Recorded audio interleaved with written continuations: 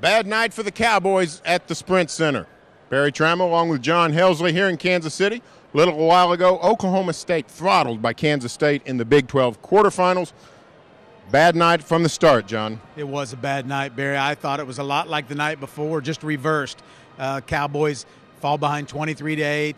They start getting into foul trouble. James Anderson really couldn't carry them when they needed him to. It was just really bad from the get-go.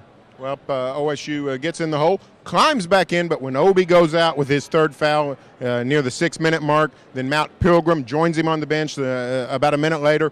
K-State ends the half with a 20-1 run.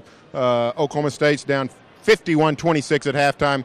Never a ball game after that. No, it wasn't, and it's the worst halftime deficit that the Cowboys have had this season. It matched Kansas State's biggest halftime lead, so that tells you a little bit there. They were out-rebounded really bad. They really just didn't have any answer. Kansas State kept throwing waves of players at the Cowboys, and they just didn't have any answer for that. One of those players off the bench, Jamar Samuels, with 27 points, 10 rebounds, 21 points in the first half, a career high. Oklahoma State's lack of depth really showed up tonight. It did, and when Obi's out and when Pilgrim's out, they're one guy who's really an athletic presence inside.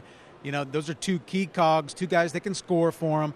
They really were struggling to get any offense going then because they had some guys that just aren't proven scorers. James Anderson, I think, felt like he had to do too much, and he forced up a lot of shots, and it just really got ugly. What do you think of Oklahoma State's NCAA tournament?